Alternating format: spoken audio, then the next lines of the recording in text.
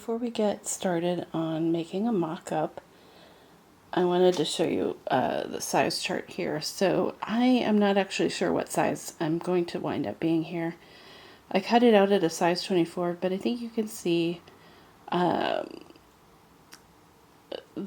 bust size is going to be 49 inches and the waist is going to be 42 inches. My bust size is more like 48 inches and my waist size is more like 45 inches. So I think what I'm going to do is not sew up the dart, this dart, on the mock-up to see if that works out better. This is supposed to be extremely fitted, but that's not going to work for me if it's extremely fitted to a smaller size than I actually am. So I'm going to start by not sewing that dart closed and perhaps adjusting it to fit the waist size that I actually have. The other thing I want to mention is that I added an extra inch to the neckline on this. Other people who made this dress said it was slightly too low cut, so I'm going to try that and see if I like it. If I do, then I'll have to alter some of the other pattern pieces to match, but I'm going to start with that and see what happens.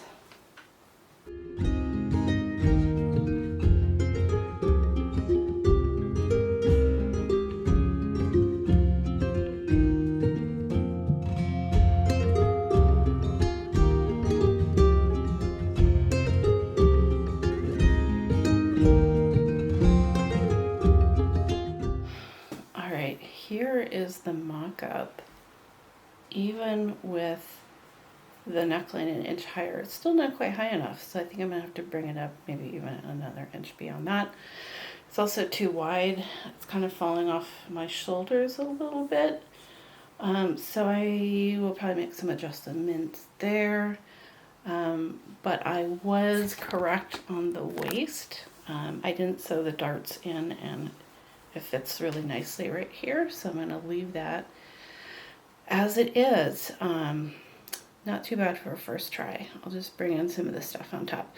This is pretty typical for me. I am bigger down here. I'm a different size here than I am up here in the shoulders and chest. So when I chose the bigger size, I knew that this was a risk, and my shoulders in general are less broad than pattern makers are expecting, so I'm going to have to make some tweaks there, but otherwise I think this looks pretty good.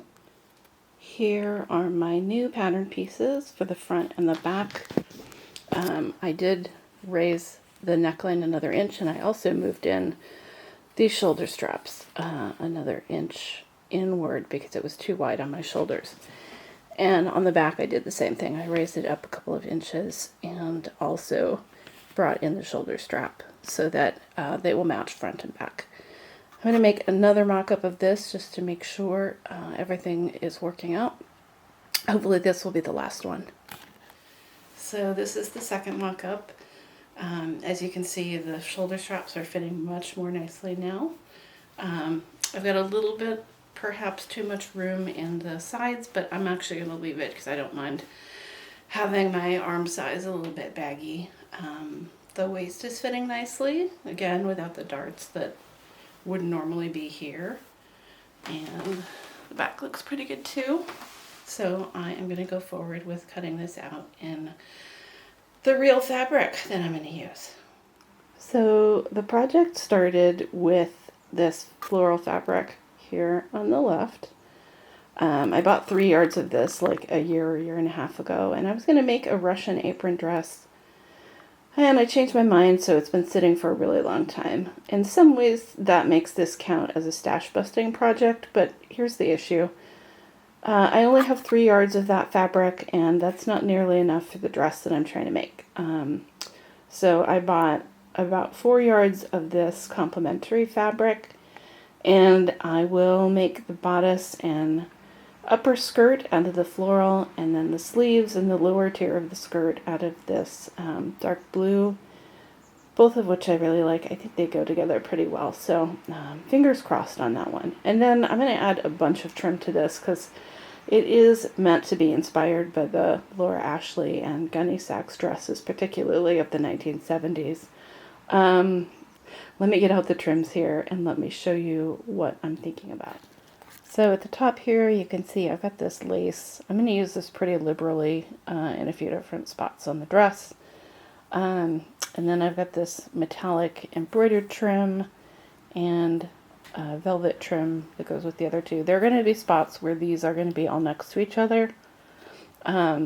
Particularly, I think, on the skirt and on the sleeves. And then I'll use the black lace in some other places too. I have a lot of this stuff, so like there's plenty of opportunities to embellish and be as extra as possible. So here we have the inside of the back bodice, which is going to have this lining folded down. Sorry, this is a facing folded down on the inside. I'm just going to iron everything down right now. This is the back when it's closed. This is just a little something to stabilize the neckline and all of that. Never mind the fact that it is two different fabrics. I was just trying to preserve as much of this fabric as I could. And then we have the waist ties, which are going to go get ironed and then get stitched into the sides in just a little bit. So right now I'm just going to tidy everything up and iron everything so that I can move on to the next stages, which is getting the bodice assembled and then starting to think about where I'm going to put trim on the bodice.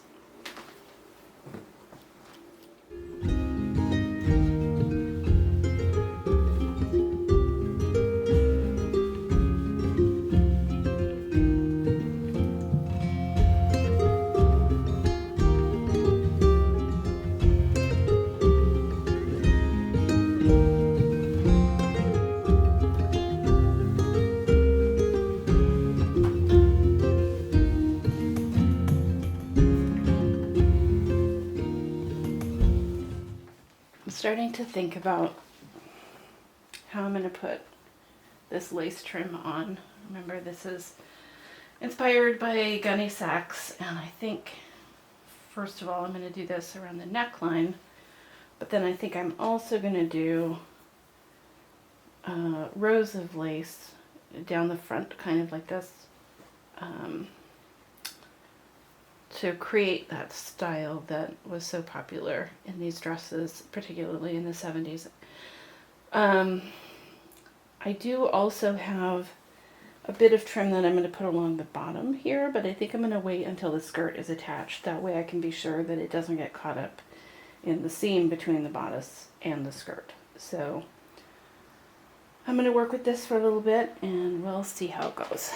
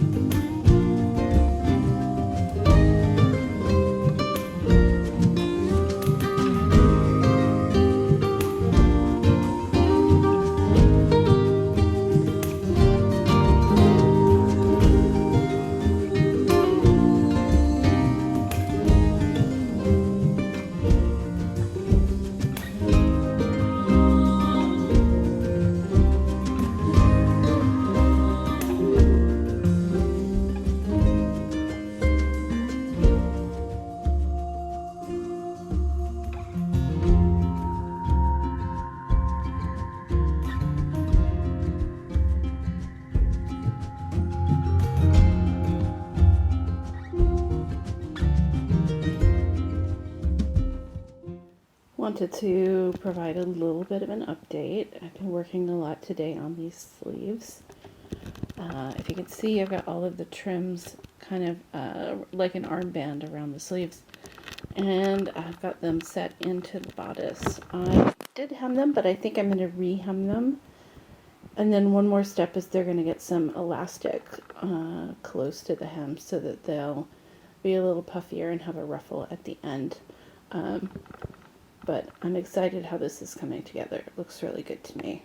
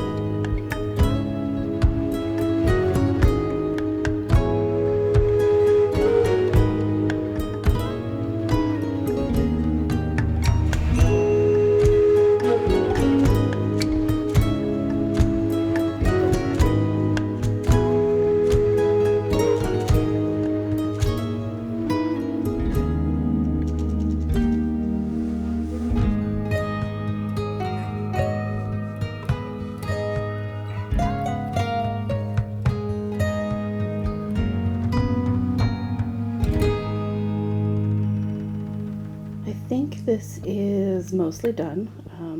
In fact, it very well could be done, but I think that I want to add a little bit of trim along the bottom here. Looking at some of the other Gunne Sax dresses, now there aren't that many that have a sort of V shape at the bottom of the bodice, but those that do have some trim around that area, I think, sort of to mimic what a corset or a pair of stays would look like, since a lot of these were inspired by historical fashion in a variety of ways. You may also notice that I redid the sleeves. I decided I didn't like the trim on the sleeves very much, and just made some new ones. So I like this a lot better. They're basically finished, and really the only thing left is to add some trim down here. And I think I'm also going to tack down the bottom part of the lace here because it's flipping up a little bit, and I would like it to lay flat. And then it should be all done.